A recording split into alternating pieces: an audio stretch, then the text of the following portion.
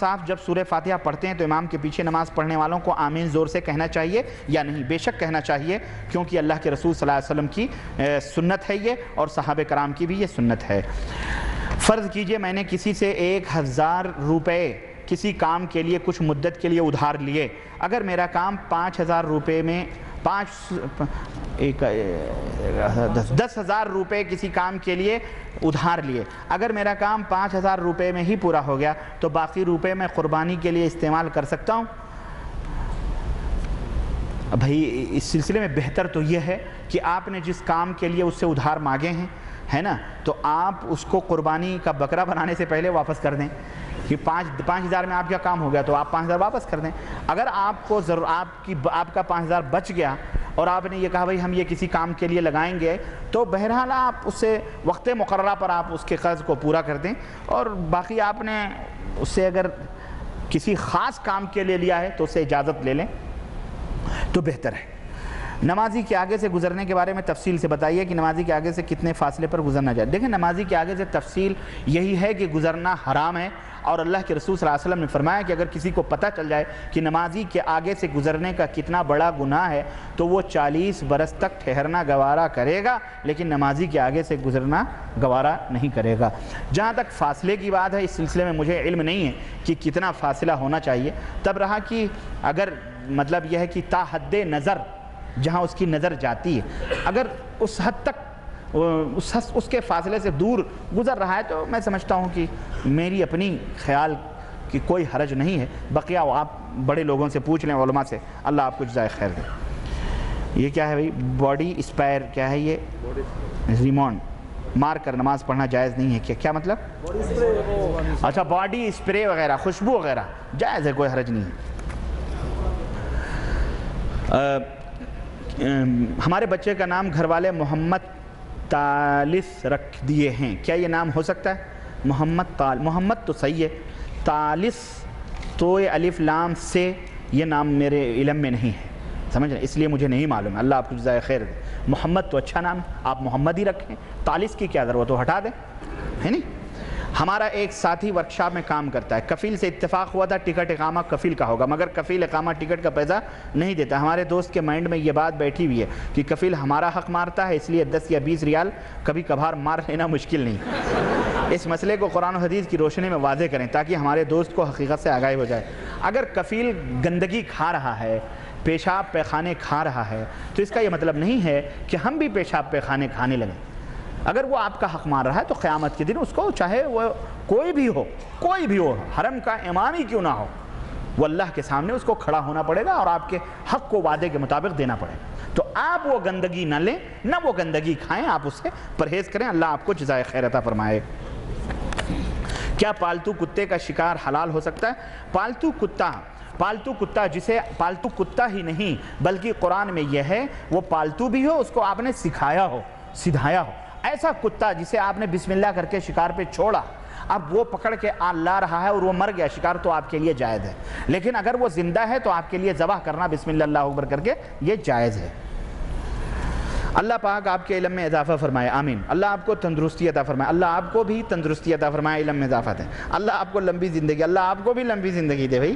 حضور پاک صلی اللہ علیہ وسلم رفع دین ہمیشہ کرتے تھے کہ کبھی کبھی چھوڑتے بھی تھے یا ہمیشہ رفع دین کرتے تھے؟ قرآن حدیث کی روشنی میں وضاحت کریں۔ اللہ کے رسول صلی اللہ علیہ وسلم ہمیشہ رفع دین کرتے تھے، کبھی نہیں چھوڑتے تھے، یہی صحیح حدیثوں سے ثابت ہے۔ کبھی کبھی کرنا، کبھی کبھی چھوڑنا کسی بھی صحیح حدیث سے ثابت نہیں ہے۔ نبی کریم صلی اللہ علیہ وسلم کی پیدائش کی تاریخ کیا ہے اور سال بتا دیجئے۔ آپ صلی اللہ علیہ وسلم کی پیدائش کے بارے میں تاریخ کے بارے میں اختلاف ہے کہ آپ 12 ربیع الاول کو پیدا ہوئے یا 9 ربیع الاول کو پیدا ہوئے، لیکن جو ماہرین تاریخ ہیں انہوں نے جب انگریزی تاریخ جو عیسوی کی ہے اس سے اور اس کو جب جوڑا اور اعداد اور شمار نکالے تو صحیح تاریخ 9 ربیع الاول آتی ہے کہ آپ صلی اللہ علیہ وسلم 9 ربیع الاول کو پیدا ہوئے، جہاں البتہ کچھ مورخین کا یہ بھی خیال ہے کہ 12 ربیع الاول کو۔ البتہ نبی کریم صلی اللہ علیہ وسلم کی وفات کے بارے میں کسی کو اختلاف نہیں ہے، بلکہ تمام مورخین اور اصحاب سیر اس بات پہ متفق ہیں کہ آپ صلی اللہ علیہ وسلم 12 ربیع الاول کو وفات پائے ہیں، آپ کی موت 12 ربیع الاول کو آئی ہے، اس میں کسی کا اختلاف نہیں ہے۔ دوسرا سوال، کیا ہندوستان میں نورانی راتیں کرتے ہیں؟ اس کے بارے میں معلوم کریں۔ نورانی راتیں، یہ نورانی راتیں اللہ کے نبی کو نہیں معلوم تھی؟ اللہ کے نبی کو معلوم تھی، لیکن اللہ کے نبی نے تو ہمیں نورانی راتیں جو تھیں وہ بتلا کے گئے ہیں۔ مثال کے طور پر طاق راتیں رمضان کی یہ نورانی ہوتی ہیں، ہے نا، یہ نورانی۔ البتہ یہ جو معراج کی نورانی راتیں، شب قدر کی، شب برات کی نورانی راتیں اور شب فلانے کی یہ نورانی نہیں، یہ جہنمی راتیں ہیں۔ اس لیے اس میں عبادت کرنا بدعت اور گمراہی ہے، اس سے بچنا چاہیے۔ اور جو لوگ 15 شعبان کو بھی خوب کھٹا کھٹ مارتے ہیں، کوئی صحیح روایت موجود نہیں ہے، یہ تمام سب خرافات ہیں۔ اچھا، 4 امام میں کسی ایک کی تقلید ضروری ہے کیا؟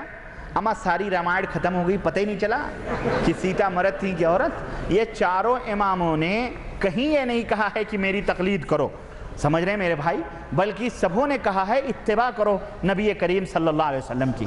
تو جب یہ بیچارے منع کر کے گئے ہیں تو خواہ مخواہ اب ان کے پیچھے لگ رہے ہیں بیچاروں کے، ہے ہی نہیں؟ خواہ مخواہ یہ بیچارے تو دامن جھاڑ رہے ہیں، انکار کر رہے ہیں، پھر بھی ہم ان کے پیچھے لگے ہوئے ہیں، نہیں ہم مانیں گے، ہم کریں گے، جبکہ یہ بیچارے یہ کہہ رہے ہیں کہ تم قرآن و سنت کی اتباع کرو، میرے پیچھے پیچھے نہ چلو۔ پھر بھی لوگ جو ہے 400 برس کے بعد ابھار کر کے مان رہے ہیں، غلط بات ہے۔ ایک آدمی جو دین علم میں کچھ سال پڑھا ہے کہہ رہا ہے کہ ہر فرض نماز کے بعد جو دعا امام کے ساتھ لوگ آمین کے ساتھ مانگتے ہیں یہ سنت مؤکدہ ہے، کیا یہ بات صحیح ہے؟ آپ مجھ سے پوچھ رہے ہیں کہ کیا یہ بات صحیح ہے؟ کیا آپ نے اس سے بھی پوچھا کہ تو اس کی کوئی دلیل دے گا؟ اس کی کوئی دلیل نہیں کہ ہاتھ اٹھا کر جو امام کے ساتھ دعا مانگی جاتی ہے وہ سنت مؤکدہ ہے یا سنت، یہ غلط ہے، اللہ کے رسول صلی اللہ علیہ وسلم سے ثابت نہیں ہے، یہ بدعت ہے۔ البتہ آپ اپنی دعا مانگو، آپ کے لیے حلال ہے، جائز ہے، آپ ہمیشہ اللہ سے مانگو، آپ کو کس نے منع کیا؟ لیکن ہمارے یہاں جو السلام علیکم ورحمۃ اللہ، السلام علیکم ورحمۃ اللہ کہنے کے بعد اللہم آمین کہہ کر کے جو امام صاحب پتہ نہیں کیا مانگے تو پھر پیچھے مؤذن کہتا برحمتک یا ارحم الراحمین، چلو اللہ اللہ خیر صلی اللہ چلے جاتے ہیں، یہ غلط ہے، ایسا نہیں کرنا چاہیے۔ حضور پاک صلی اللہ علیہ وسلم فرض نماز کے علاوہ 5 وقت کتنی اچھا یہ تو ہو گئی نا ابھی۔ سوال، اجتہاد کے لیے کن شرائط کا ہونا ضروری ہے؟ تفصیلی جواب دے کر مشکور فرمائیں۔ یہ مجھے نہیں معلوم ہے کہ اجتہاد کے لیے نہ میں مجتہد ہوں، نہ میرے اندر اجتہاد کے شرائط ہیں، ہے نا، نہ مجھے پتہ ہے۔ آپ اہل علم سے درخواست کریں انشاءاللہ اور اصولی کتابوں کی طرف رجوع کریں، آپ کو پورے اجتہاد کے شرائط انشاءاللہ معلوم ہو جائیں گے۔ اللہ آپ کو جزائے خیر عطا فرمائے۔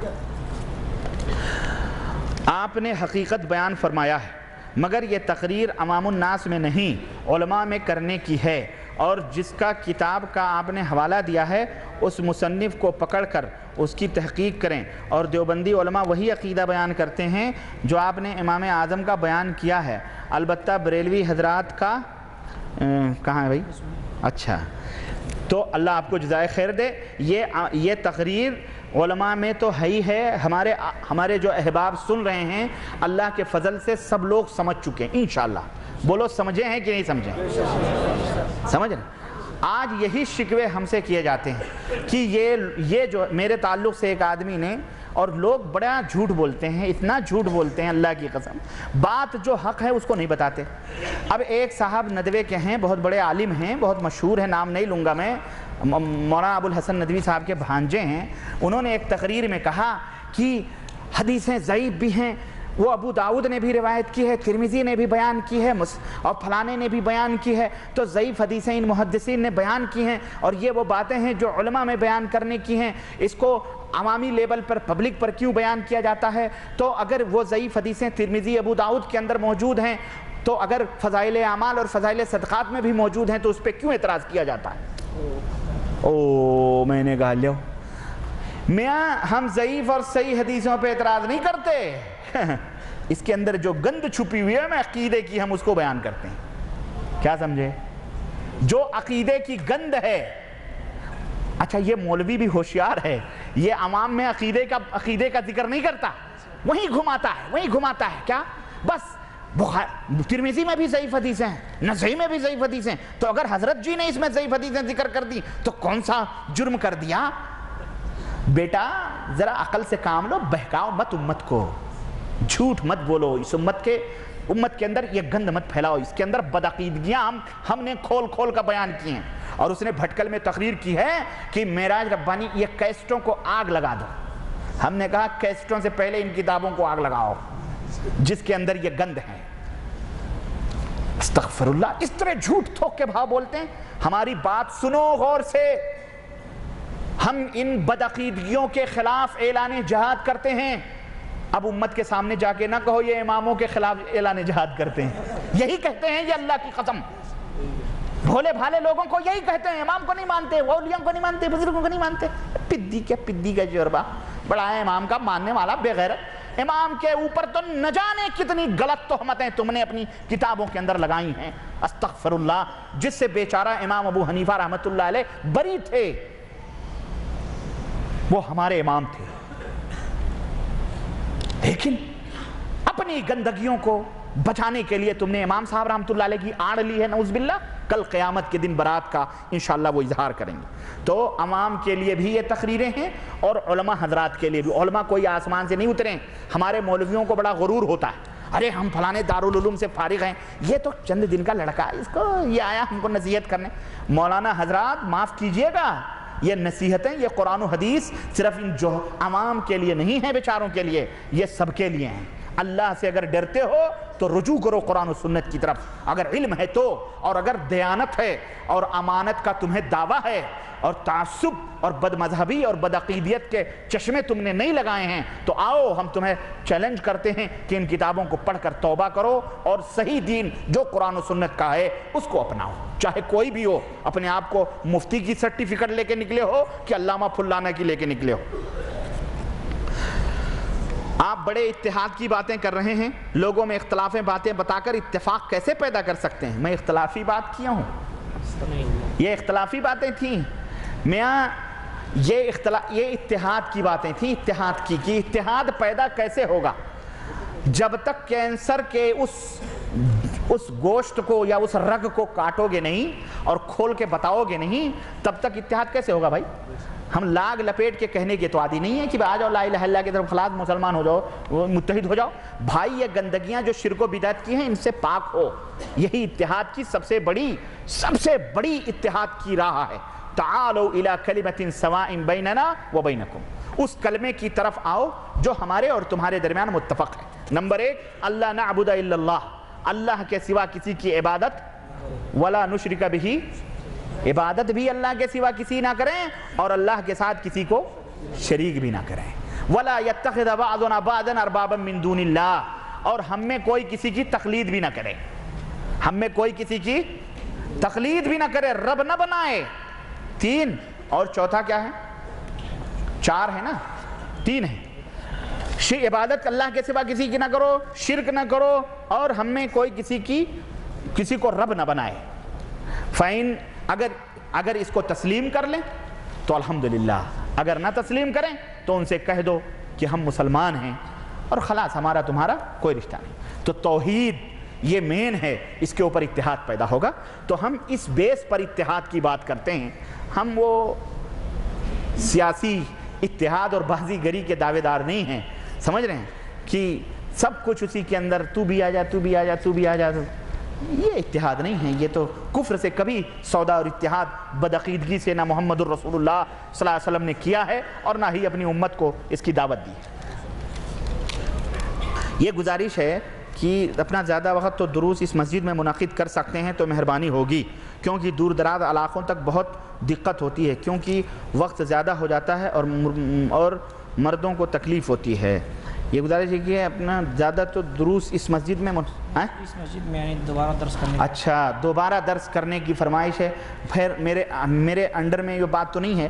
اگر جو لوگ ہیں منتظمین, اللہ انہیں توفیق دے, اگر ہو سکتا ہے تو مجھے کوئی اعتراض نہیں ہے. انشاءاللہ کوشش کی جائے گی. آپ سے میری درخواست ہے, دلوں سے تمنا تھی کہ آپ سے 1-2 سوالات کروں. اللہ آپ کو جزائے خیر دے. نمبر 1, کیا امام ابو حنیفہ رحمۃ اللہ علیہ نے حضرت انس کو کے زمانے یعنی اپنے ان کو دیکھے تھے؟ اگر دیکھے تو کیا ان کو معلوم نہ تھا کہ حضرت انس کیسے نماز پڑھتے تھے, جو محمد صلی اللہ علیہ وسلم کے خاص خادم تھے, اپنے سینے پر ہاتھ باندھتے تھے؟ جو لوگ میاں یہ تو سینے پہ ہاتھ باندھنا, آمین, اور یہ اس کو تو صرف یہ ہمارے ہاں کا اصل مسئلہ نہیں ہے, اور نہ میں اس کی طرف لوگوں کو دعوت دیتا ہوں. آمین, رفع دین